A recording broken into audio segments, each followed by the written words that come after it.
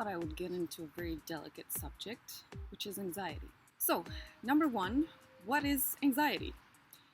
If you've been watching my videos, you know that I mention many times a book called The Erotic Mind, where I'm being trained. This is the Bible, and there's a very big portion of it dedicated to emotions as the biggest aphrodisiac and the most important aphrodisiac out there. And we're talking about the full range of emotions, and anxiety is one of them. The way the author, Jack Morin, explains anxiety is as the reaction that we have to a potential or imagined threat. Now that means that it's not imminent, it's not immediate, it's not present, but it's in our heads. And because it's in our heads, we get anxious, so we start to worry, we get tense in the body, and we close the body, obviously, according to or depending on the level of anxiety that we feel. Now, when he gives the definition of anxiety, he makes a comparison to fear, which is the reaction that we have to an imminent or to an immediate threat to our lives, to our body integrity, to our emotional well-being, and so on. So that fear comes with justified context, real one, perceived by everyone involved, or at least the person in the experience. Anxiety, however, isn't, and yet anxiety can be an aphrodisiac. The way Jack Morin, the author, explains this is that if you have just a little amount of anxiety, and he goes to give examples. For instance, he counseled a couple who once had a very anxious experience. They were going out in nature, they had left their kids up to a cabin, and they just wanted to spend some time with themselves. Because at any moment somebody could walk in on them while going crazy and nuts and wild in nature, the lady at least was feeling anxious. But it was a little dose of anxiety, one which actually ignited the pleasure, one which set fire to the whole experience or gave it even more flavor and more taste, put a spice to it. On the other hand, if it's somebody with a bigger amount of anxiety, and this is where I'm going to address how women feel anxiety, then it can cripple you, it can shut you down, it can override your desire in the moment. And obviously that's an anti-aphrodisiac. That's not going to help your experience, it's not going to enhance it in any way, it's going to in fact cancel it to the worst case, or simply affect its in a negative way, or in a not so pleasurable way, the entire experience that you're having. Obviously, as human beings, we go through a range of emotions, and we can get just a low amount of anxiety, or we can get a high amount of anxiety and get shut down. That's part of the human experience. So the one thing that is important is to first understand it. Number two, where does anxiety come from? Or what's the context in which we become anxious? First of all, it begins with our upbringing. As women, because once again I'm referring to women, we are raised to be perfect, to always be beautiful, to always take care of how we're walking, how we're dressing up, how we're talking, how we're gesturing, how we're using certain words, how we're performing at school, how we're doing the dishes, how we're cleaning up the house, how we're cooking. And we are trained, or we are brought up to believe that we are the best women when we do these things to perfection. So we do these things according to a standard which is imposed by whom? By our parents, by our family, by school, and so on. Because we were growing up and hearing these things, they become ingrained in our minds. They become a very strong belief, and we realize that throughout life we behave in a way which we're always comparing ourselves, or the results, or the way we're doing things, with an outside standard, an outside idea of success, or idea of perfection, or idea of attractiveness, and so on. So that is the first way that we become anxious. Secondly, with our friends. There's this thing about women that when they get together, they start to criticize and analyze or judge other women. Women who seem much more beautiful than they, and they sit down and try to find faults or try to find mistakes that they do. Or women who get the men that we want. Oh, we are so envious of a woman that's done something great. Oh, we start to analyze and judge and assume that she must have done something not right, but like she must have slept with somebody, or she's not perfect, she's not good. So we cancel out everything that she's done, everything that she's succeeded, and it doesn't matter if she did it by her own work, through her own efforts, through her own inner strength, or working on herself to become the woman that she wanted to become. That automatically confirms some of the beliefs that we have, some of the comparison beliefs, because this is ingrained in us. So we were first being compared, and then we start doing it. And obviously, the third way is in relationships. And that's the most difficult one to counteract somehow, to grow out of.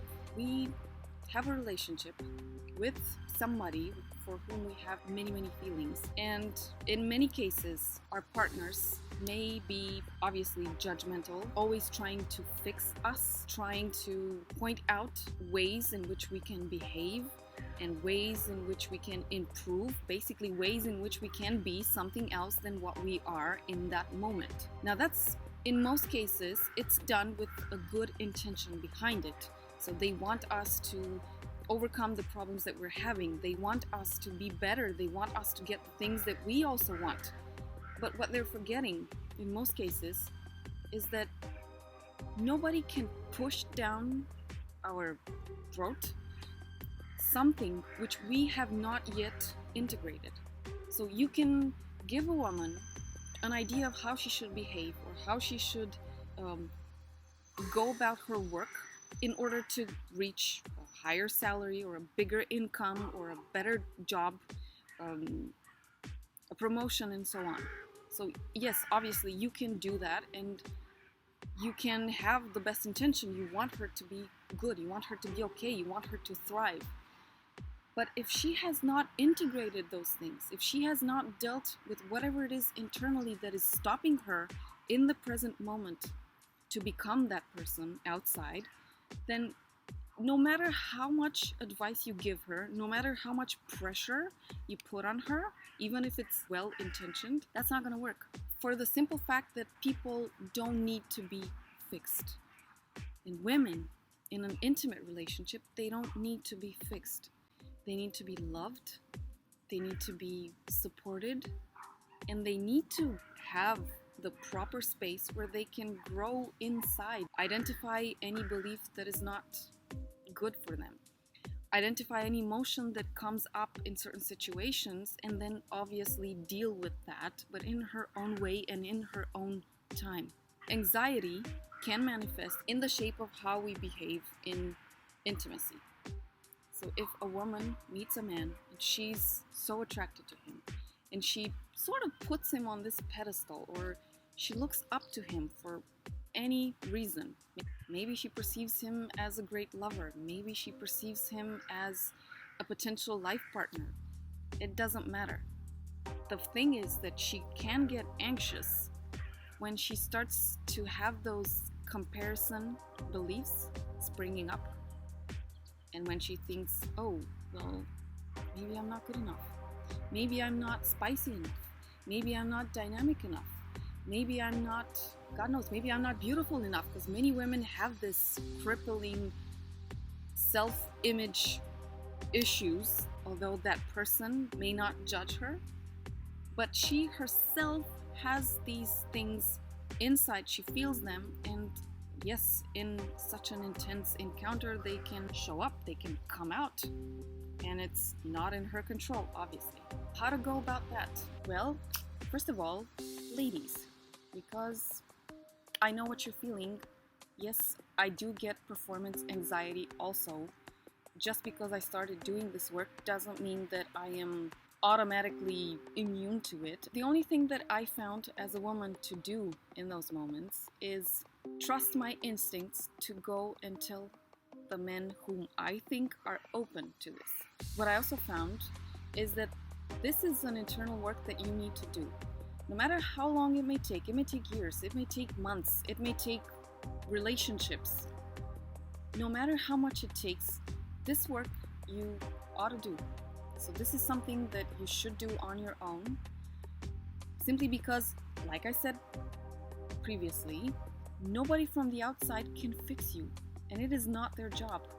This is your job to do, and what anybody on the outside can do is show support, compassion, and understanding.